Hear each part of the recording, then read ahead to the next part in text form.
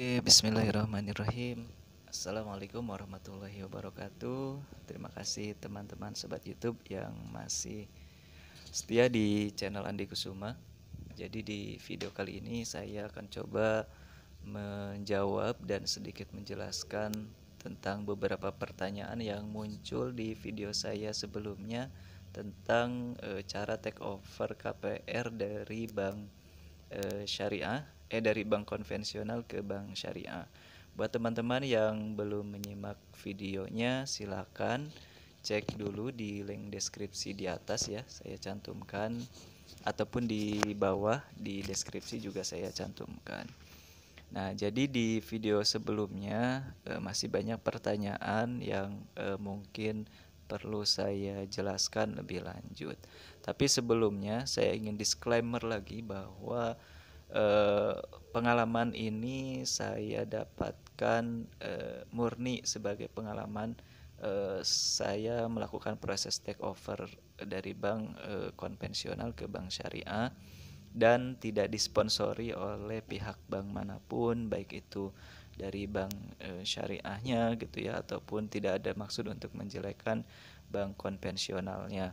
Jadi ini lebih murni proses berbagi gitu ya, barangkali ada dari teman-teman yang memang tengah melakukan proses take over KPR. Dan mohon koreksinya juga jika ada mungkin yang saya sampaikan itu ada yang kurang tepat, juga silahkan dikoreksi saja. Yang pertama sebelum menjawab juga saya coba jelaskan dulu alur singkat terkait proses take over yang saya alami. Dan yang saya alami ini setahun yang lalu ya, prosesnya tahun lalu, jadi mungkin di tahun sekarang ada beberapa yang mengalami sedikit perubahan proses, tapi saya yakin sih tidak akan banyak berubah ya teman-teman untuk proses take overnya. Yang pertama untuk alur, jika memang teman-teman berniat untuk melakukan take over, sebelumnya pastikan terlebih dahulu teman-teman tidak berada dalam masa restrukturisasi. Karena kalau teman-teman berada dalam restrukturisasi atau penangguhan KPR-nya di bank konven, maka tidak akan bisa diproses oleh bank syariah. Yang kedua juga kalau teman-teman masih berada di dalam masa flat, biasanya kan ada masa flatnya ya, kalau bank konvensional itu baru setelah nanti 2 tahun sesuai masa flatnya berakhir baru ada anuitas sesuai suku bunga. Nah, saya sarankan jika seperti itu teman-teman untuk melakukan take over itu setelah masa flatnya berakhir. Misalkan kalau masa flatnya 2 tahun, maka ambillah take overnya itu di masa setelah masuk tahun ketiga. Kenapa demikian? Karena kalau misalkan di masa flat biasanya untuk penaltinya itu akan lebih besar karena masih di masa flat ya, seperti itu. Jika hal itu sudah dipastikan aman, maka teman-teman bisa langsung mencari informasi langsung ke kantor cabang BSI terdekat kalau mau di Bank BSI ya.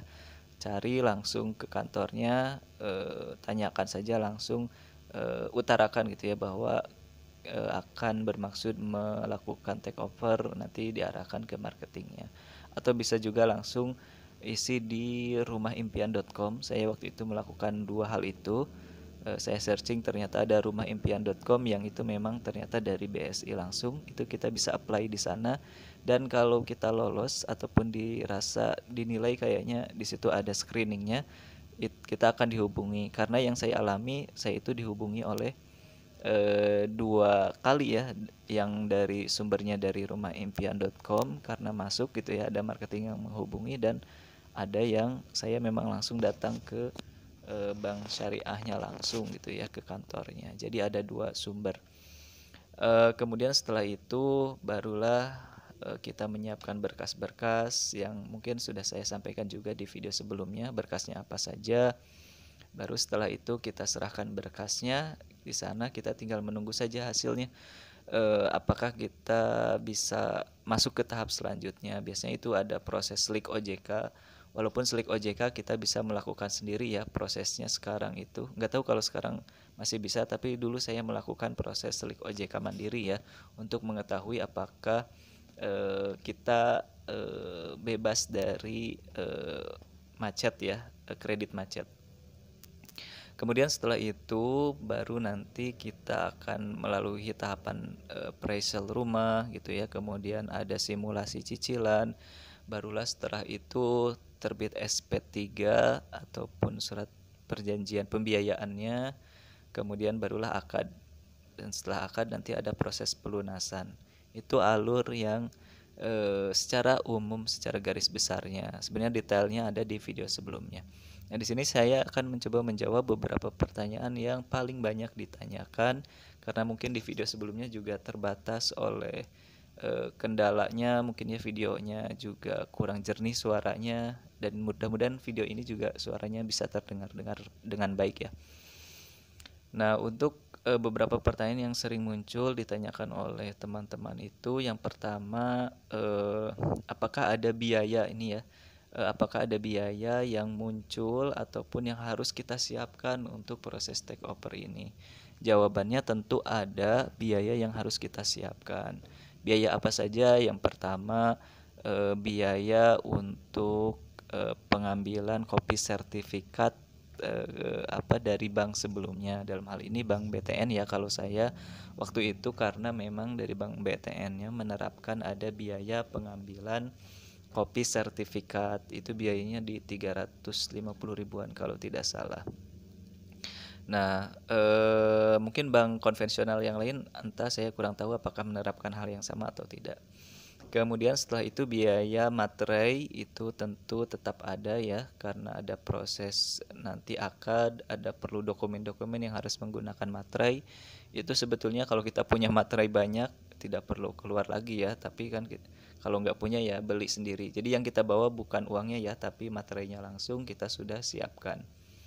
Kemudian ada biaya untuk cicilan mengendap. Nah, ini biaya yang harus kita siapkan, satu kali cicilan mengendap. Itu sesuai dengan jumlah cicilan kita tentunya ya. Bisa berbeda-beda antara satu dengan yang lainnya. Sebetulnya 3 komponen itu yang harus benar-benar murni yang kita siapkan. Adapun untuk biaya lain seperti notaris, asuransi, itu biayanya bisa di cover ataupun masuk biaya atribusinya dari Bank BSI waktu itu ya. Saya masukkan karena saya tidak ada dananya, saya masukkan ke sana dan itu memang jadi menambah komponen pembiayaan kita. Tapi kalau misalkan memang teman-teman ada gitu ya, ada budget lebih, itu bisa dari sendiri sehingga nanti komponen pembiayaannya lebih rendah, tentu cicilannya juga lebih rendah. Itu yang pertama terkait biaya yang harus dikeluarkan. Kemudian pertanyaan selanjutnya lagi yang sering ditanyakan adalah apakah di bank syariah ini sistemnya flatnya seperti apa gitu ya. Jadi untuk di bank syariah ini yang saya alami itu ya, flatnya itu waktu itu ditawari ada ada dua skema. Apakah mau flat dari awal sampai akhir, yang artinya cicilannya ya dari tahun pertama, dari cicilan pertama sampai dengan cicilan terakhir ya sekian saja gitu ya. Kalau misalkan 1 juta ya 1 juta sampai akhir. Atau apakah bisa juga pakai skema yang kedua, yaitu flat bertahap. Jadi kita sudah diberikan bukan simulasi ya, tabel angsuran. Misalkan tahun pertama 500.000, tahun kedua 700.000, tahun ketiga 800.000, tahun keempat berapa sampai tahun kelima. Nah, nanti baru tahun kelima sampai dengan tahun terakhir, tahun pelunasan itu cicilannya flat. Nah, jadi ada 2 skema ya, apakah flat dari awal sampai akhir atau flat bertahap. Itu yang dimaksud dengan flat bertahap. Jadi flat bertahap ini berbeda dengan anuitas. Kalau anuitas itu tidak ada kepastian berapa cicilannya, tapi kalau flat bertahap sudah ada tabel angsurannya, sudah pasti ya. Kita akan naik di tahun sekian, nominalnya sekian. Kemudian pertanyaan selanjutnya, apakah asuransi itu bisa diambil Di bank sebelumnya ya, di bank konvensionalnya jawabannya bisa, itu nanti pada saat pelunasan langsung saja ditanyakan ke loan service-nya. Karena kalau tidak ditanyakan tidak akan otomatis diberikan ya untuk pencairan asuransinya. Jadi kita inisiatif sendiri, ditanyakan nanti akan diarahkan ke bagian asuransi.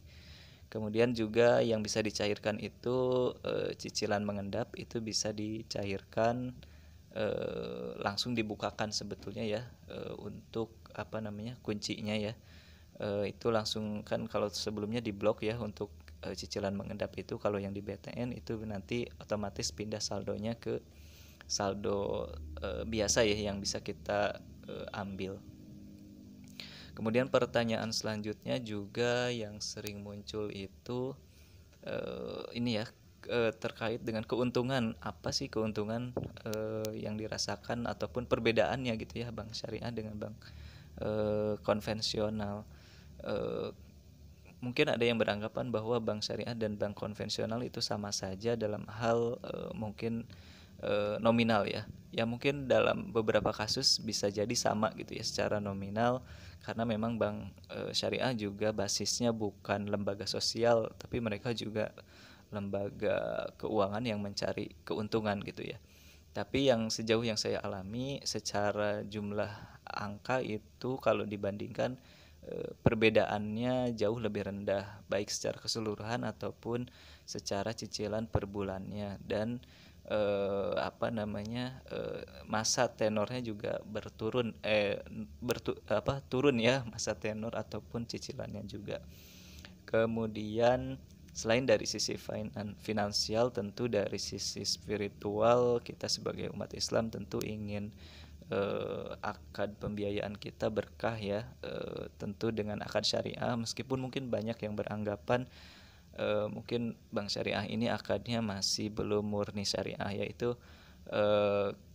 kita kalau tidak bisa 100%, kenapa kita tidak ambil yang 90% atau 80% daripada yang memang sudah betul-betul ada unsur ada unsur riba ataupun unsur haramnya di sana gitu ya. Justru ini sebagai momen kita sebagai sudut pandang sebagai muslim ya, ini pendapat saya, sudut pandang sebagai muslim bahwa kita harus mendukung instrumen keuangan syariah. Mungkin kondisinya belum ideal, tapi inilah salah satu upaya kita mendukungnya.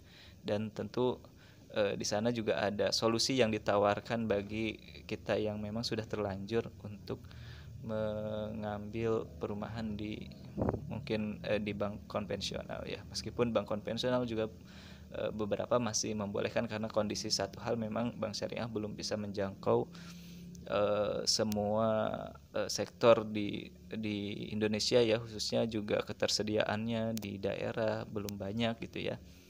Maka mungkin masih jadi alternatif saja gitu ya. Kemudian pertanyaan selanjutnya, untuk proses pelunasan apakah dibantu oleh Bank BSI? Untuk pelunasan sendiri itu kita yang melakukan sendiri ya. Maksudnya yang kita ke BTN-nya itu kita sendiri gitu ya. Dari BSI itu nanti kita sampai pencairan saja. Maksudnya pencairan ke rekening BSI kita, nanti ada sejumlah nominal, nanti kita yang RTGS sendiri ya, transfer sekian ratus juta ke bank BTN kita, ke rekening kita, baru kita nanti mengajukan pelunasan di BTN. Jadi nanti juga kalau pas pelunasan jangan mengajukan dulu sebelum ada uangnya ya. Artinya sebelum kita selesai di BSI jangan kita ngajukan pelunasan dulu ya. Jadi dipastikan kita sudah menerima dananya untuk pelunasan, kemudian kita juga sudah pindahkan atau transferkan ke rekening kita, ke rekening BTN kita, barulah kita datang ke bank untuk melakukan proses pelunasan karena uangnya sudah ada gitu ya. Jadi kita enak penjadwalannya juga, nanti kita akan dapat konfirmasi untuk di debit itu sudah pasti gitu ya, sudah ada. Kemudian selanjutnya yang sering ditanyakan, mungkin ini terakhir, yang paling sering itu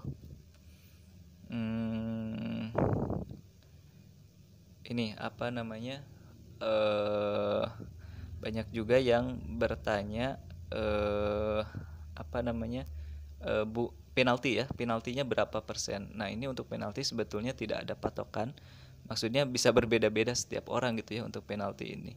Dan untuk mudahnya teman-teman lihat saja di salinan SPK ataupun surat perjanjian kredit teman-teman, salinannya kalau tidak ada ini diminta saja ke developer kalau tidak salah ya, harusnya ada salinan kreditnya atau minta ke bank untuk salinan kreditnya. Di sana tercantum klausul penalti pelunasan dipercepat. Tapi itu tidak bisa menjadi patokan 100% juga ya. Karena itu tergantung dengan kebijakan dari banknya ya. Apakah masih mengikuti SPK tersebut, apakah ada perubahan gitu ya. Perubahan apa namanya? Ada perubahan kebijakan terkait penalti itu. Jadi itu ya tergantung kebijakan bank konvensionalnya sendiri. Dan saya sendiri waktu itu penaltinya di angka 2% ya untuk penaltinya. Oke teman-teman, ini durasinya sudah 16 menit. Mungkin itu yang beberapa yang coba saya jawab. Sekali lagi ini disclaimer bahwa ini berdasarkan pengalaman yang saya alami gitu ya. Mungkin masih banyak pertanyaan yang belum bisa saya jelaskan. Silahkan ditanyakan lagi saja di kolom komentar atau dikoreksi jika ada yang kurang tepat gitu ya. Mohon maaf jika ada yang kurang berkenan. Silahkan terbuka di kolom komentar untuk berdiskusi, tapi diskusi yang baik ya, jangan yang aneh-aneh gitu ya. Kami sangat membuka diskusi yang baik. Lagi-lagi ini hanya sharing pengalaman, tidak untuk menggurui dan juga tidak untuk menghakimi. Oke, terima kasih. Sampai jumpa lagi di video selanjutnya. Terima kasih. Like video ini sebanyak-banyaknya kalau Anda suka, atau sebarkan sebanyak-banyaknya, tapi dislike kalau tidak suka. Oke, cukup seperti itu saja. Terima kasih. Wassalamualaikum warahmatullahi wabarakatuh.